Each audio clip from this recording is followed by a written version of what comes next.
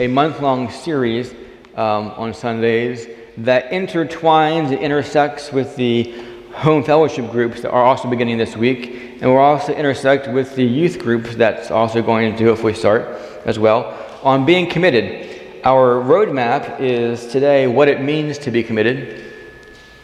Next week will be what's it look like scripturally. Week 3, what does commitment cost? What is the cost of being committed? And finally, week 4, what it means for the church. What is commitment for the church? We're both with a capital C and a lowercase c. So today, I have a goal in mind.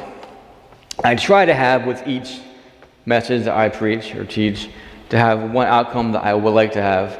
I don't always do that. Today is real simple. My goal is to have your head hurt. And it's going to take a lot today. Because no one's... I want you to think today. Today is the seed planting day that hopefully in the next 4 weeks or more weeks during the home fellowship groups, it'll sprout. Okay? So, when I was between 8 and 10 years old, I had an event happen in my life that changed me. It wasn't a majorly radical event, but the culprit is in this room. I won't mention any names, but it could be back in the back there. So we took a family vacation to the old country. Anybody been there before? The old country, it's a theme park. Yes. Nobody else has been there before? Anybody? No? All right. Old country. And I was, 8 to 10 years old, a little younger than my youngest son now. And, this was pre the age of internet. So you have pamphlets, these brochures. Oh, I want to go on it. I want to go there. The old country is a theme park, like Hershey Park. And there was this one ride, this one roller coaster called the Loch Ness Monster. Yeah. Had 2 loops, hills, twists, and turns. And I was finally big enough to go on it. So it was me, my brother, my sister, my mom, and her brother, my uncle. Uncle Eddie. You probably have heard him in some of my stories. Good old Uncle Eddie. Everybody needs an Uncle Eddie in their life. Everybody does. And so we went down to the old country, and there was the Loch Ness Monster in all its splendor and beauty, this green monster of a coaster. So I committed to go on this thing. So we're there, and we get, and there's a big line for it, and we go like, and you know what? Looking back now, I'm now 43 years old. You aren't sure if it's what actually happened or what your mind fills in. All right, so I don't actually recall the ride at all. But I do know what happened before and after. So I was in line, and I was brave. I was old enough, I was brave enough. I'm there in line, and we're getting closer and closer. And my brother, he's talking me down, because I'm getting nervous. It's fine, Dave, it's fine. It's no big deal. You'll be fine. So we get to, we're next. And I'm, in my mind, freaking out now. I can't do this. I'm not doing this. I'm going to leave. I'm going to walk through the rail and just wait on the other side. I'm not doing it. So we sit down, and I'm ready to leave. And then my brother, God bless him, reaches over, click, down the bar. I am committed now on going on this ride. I couldn't get up. I was committed in my mind going there because I wasn't there. I was committed in line because I wasn't quite there, but I was beginning to shake a little bit when I got first face to face with this monster of a machine. I wasn't quite brave enough. And I was going to jet, but he forced me. And then it began to move, and I had no choice then. I couldn't stop. And then that's when, how many here have an older sibling? Or had an older sibling? That's when his story changed. This ride is awful, it's scary. And as the ride, I think I blacked out then, because I have no memory of what happened next.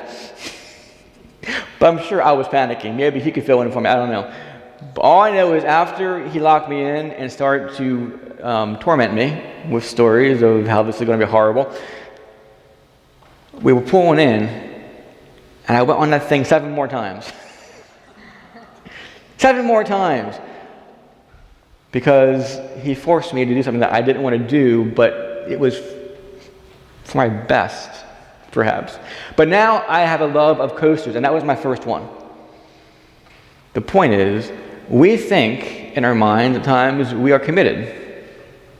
And perhaps we are to a certain extent until something happens in our lives, until we get to a certain point where that tests whether we actually are committed or not.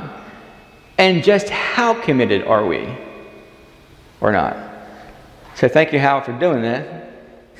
Do you have any memory at all of that? I thought you locked me in. If I tried to lock you in, you would have pummeled me. It is funny how we can grab certain memories from our past. Others have no idea of how significant it was, but to you it's like, wow, that changed me. That wasn't one of the major ones, but that made me love coasters. What does the word commitment mean? Give me a definition of commitment. Just shout it out. Some synonyms here.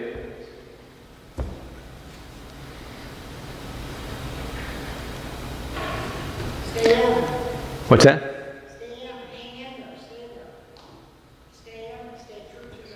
To stand true to your commitment. Okay. To stand firm. Good. How about promise? Pledge. To vow. An obligation, assurance, a word, a guarantee, perhaps. Are there different levels of commitment? Obviously, there are. If you volunteer to help on Wednesdays for the meal, you could be a weekly or once a month help, or you can jump in and do a whole month for cooking, or you can jump in and help to oversee, to direct that whole thing. All right? She goes, yes, preach it, brother, preach it. Please, if you take martial arts, you can, want to try it and test it out. Okay, you may go once a week. You may then go twice a week. Then you may say, I want to get black belt. Then you may want to be a master. All those things require a different level of commitment. If you want to be an athlete in the Olympics, it is a vastly different commitment than being an athlete in Babe Ruth or Little League Baseball, although it's getting to be almost the same these days. Level of commitment changes with how much you're invested and what your goals are. But how does that tie into our faith of Jesus? Let's turn, please, to John chapter 6. We're going to start with verse 60. Some brief background here. Here Jesus was teaching a very hard teaching, a hard lesson. And he was using some hyperbole and some fanciful language to make a point that went over some of these people's heads.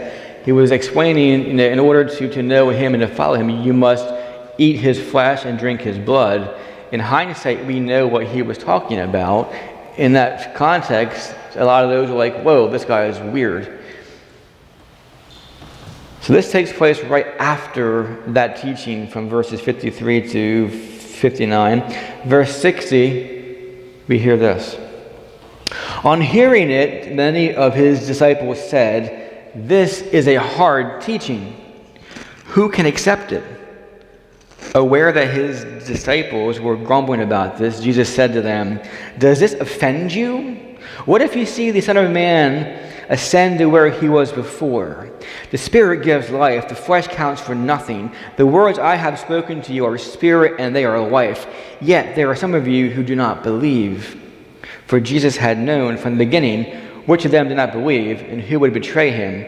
He went on to say, "This is why I told you that no one can come to me unless the Father has enabled him." Notice this last verse. From this time, many of his disciples turned back and no longer followed him. "You do not want to leave me too, do you?" Jesus asked the 12. Go back one verse, please, Jim. It was at this time that many of his disciples turned back and no longer followed him. A disciple in the first century was somebody who committed to following a teacher, a rabbi, who was respected. They followed his ways, his teaching. There came a point, though, that this group of people heard Jesus and didn't want to follow him anymore. They deemed it cost too much to follow him. Whether they disagree with what he said, whether they were fearful of the retribution of the Pharisees and the Sadducees, or whether it was because they thought he was talking about cannibalism. Notice, though, according to John's account of what happened, did Jesus try to correct their misunderstanding? No. Which flies in the face of what I am taught. You make sure you have effective communication, but why didn't he? The answer is right there within context. Verse 64, "For Jesus had known from the beginning which of them did not believe, and which would betray him. The Father must call you." We call this the fanciful churchy's term is prevenient grace. The Spirit calls out to mankind, to humankind, to come to him. At different times throughout our lives, it's our job to listen and to respond. But Jesus here was sorting out who was committed, at what level, and who's not. But Jim, is that graphic next? The pie? Okay, can you go to that one? So here is taken, I believe, from Rick Warren's one of his books, and it shows you the 5 levels of commitment within a church. And the first level is community, then the crowd, congregation, committed, and core. And that core consists of lay ministers and mature leadership. If we use this verse that we just read and use this as an example to fit it in, where would you say those people were who left Jesus according to this chart?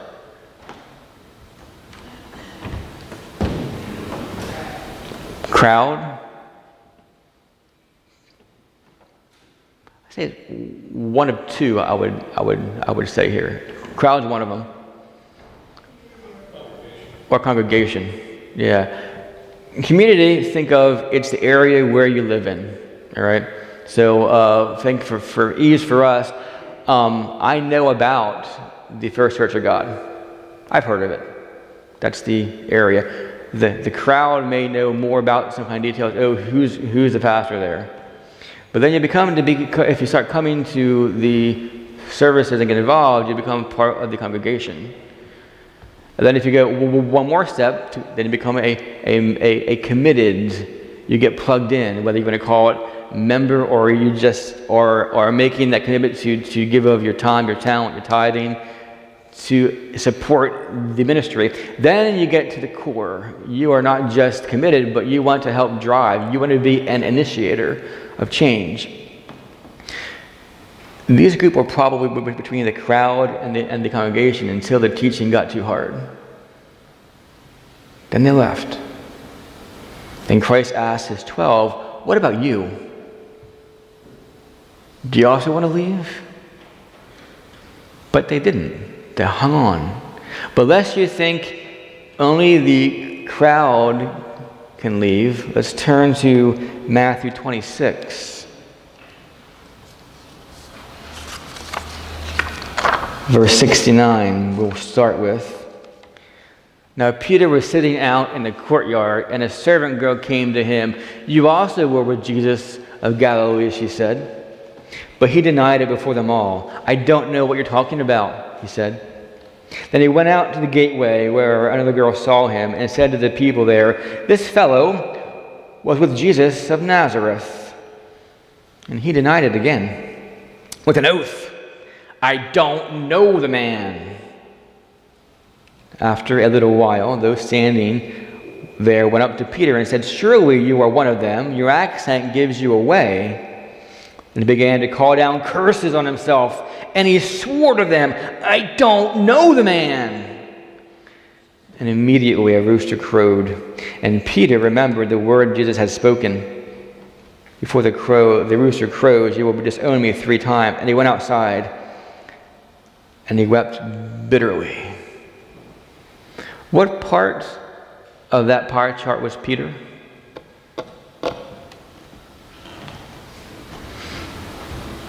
He was the core. Not just the 12, he was one of the core of the 12.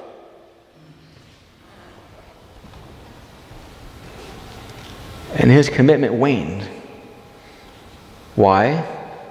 It wasn't because of the teaching of Jesus. Yeah, say it louder. Fear. Fear for his life. Fear of retribution. In his mind, he said earlier, "I will risk my life for you, Jesus." Okay. You won't, but let's see, let's test you. And he failed miserably 3 times. But Peter did something right. What did he do afterwards? Right here.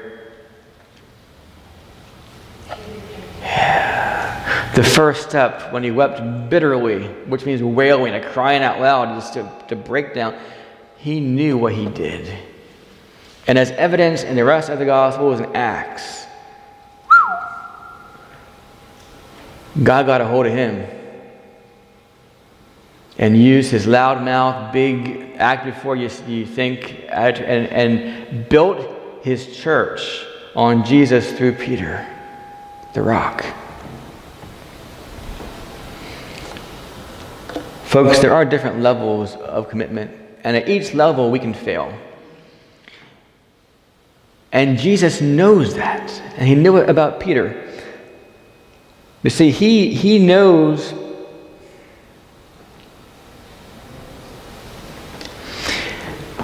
Jesus invests in us, even though he knows that our investment in him is less. He invests himself in us, even though he knows that we invest in him less and at his own expense. What does Jesus want from you? What does he want from me? One verse I have up on the screen next is real easy. It tells you what he wants. Matthew 22:37. Love the Lord your God with all your heart, all your soul, all your mind. This is the first and greatest commandment. One that's not up there is also Micah 6:8, my favorite verse of probably all of Scripture. What does the Lord require of you, O mortal, but to do justly, to love mercy, and walk humbly with your God? That's what he wants. But he wants all of you. Not part of you, not a section of you, not just your Sunday face, not just your work face, not just your private face. He wants all of you. Now what that looks like is going to be saved for next week. But suffice to say, if you can go to that next thing, Jim. One more, I'm sorry. One more way of saying this, when in regards to involvement in this church body.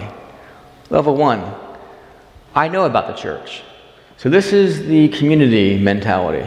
Oh yeah, that's the church across the street from the post office. They let us park there. Just don't park there on Sundays because you'll get ticketed. Got some stories about that one. Level 1, I know about the church. Then you go a little further, level 2. Oh, I go to that church. Yeah, they're pretty friendly there.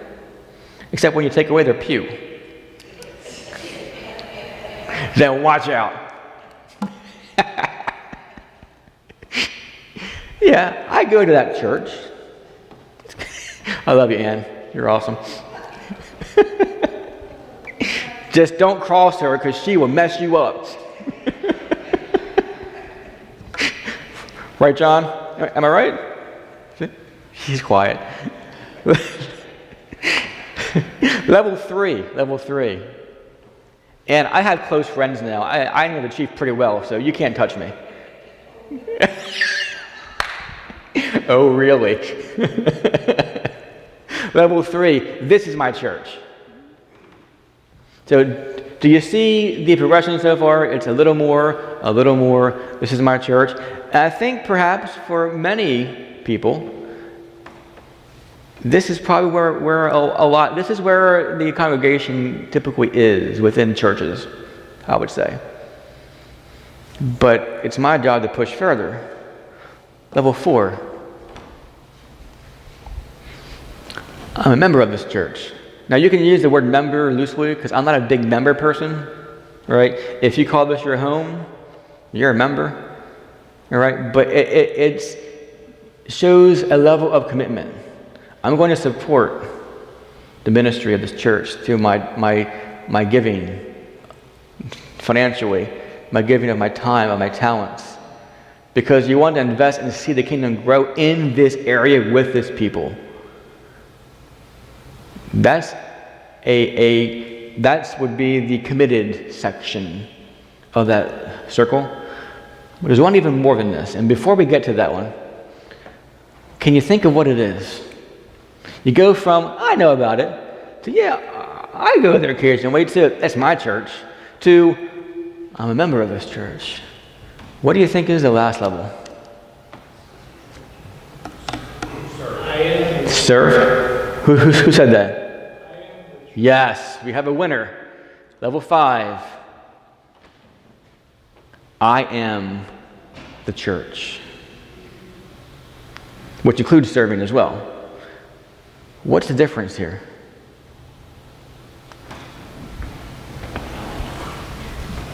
Did you steal my notes, Bob? That was good. Ownership. Knowing who you are.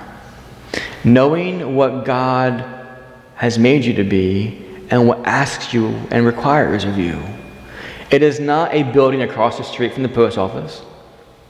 It's just not my church, because really, to have sound theology, whose church is it? It's the church of Jesus Christ. It's his church. He's the head. But level 5 is ownership. It's not about where we meet or even what we do.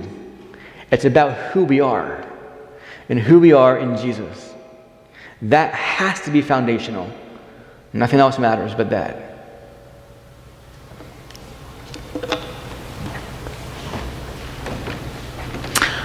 I went on that Loch Ness Monster coaster, proverbially kicking and screaming. I'm now a lover of coasters. All except for the one at Hershey Park, the big tall one. What's that one? The new one. What's it called? Somebody help me. Sky Rush. Yes, that one, I don't know, it's kind of weird.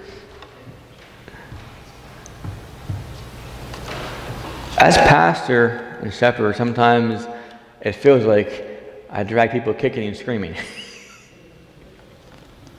And I really hate doing that.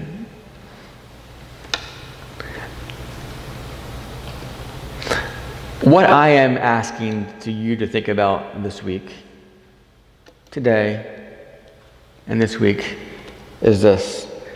Please get a pencil out real quick, or pen. There should be some small one in front of you. And doodle on my notes, because for those who don't use them, it's a good paper just to just to use, draw on. Right, Autumn? Uh-huh. I want you to do this, and we're going to expand on this during home groups as well. Here's a plug for that. If you're on the fence about home groups, give it a try. Take time out to carve out some time and try it. You don't have to commit for life. I know it's scary going into a group that maybe you don't know, but you know what? I'm going to say 3 words I say to my kids all the time. What is it? Said by my son in the back, suck it up.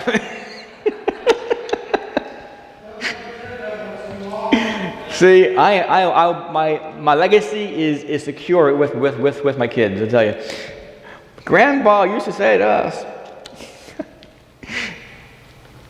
get engaged with a group of people, whether it's with these groups or not. Get engaged with a group of people. We're going to just discuss that more over this next month. But on your paper, write down, take a half minute or a minute. Don't overthink right now. 5. What are the 5 things you are most committed to right now? Not what they should be.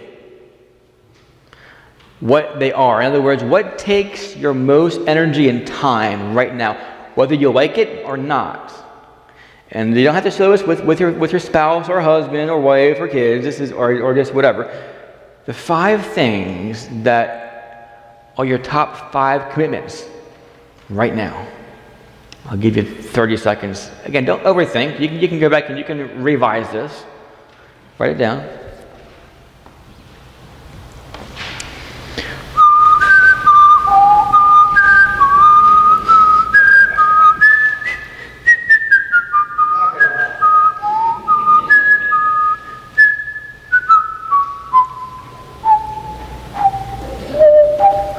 That was low.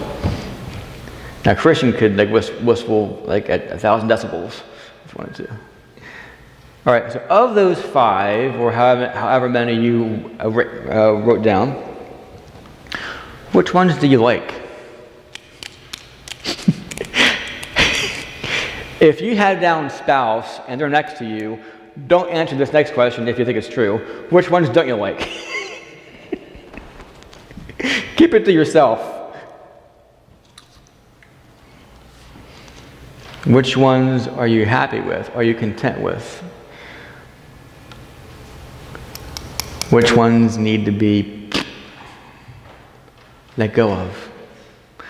But perhaps the most important question is this: what's God's opinion of those 5? And does it match yours?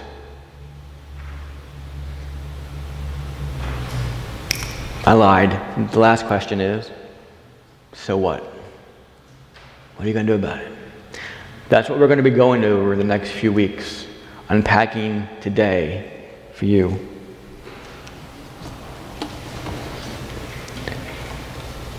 God committed himself to you, even though he knew that you would not commit as much to him. And he was still willing. Question is, where are you? Where are you here, and where do you want to be? Think about it. Lord, I thank you.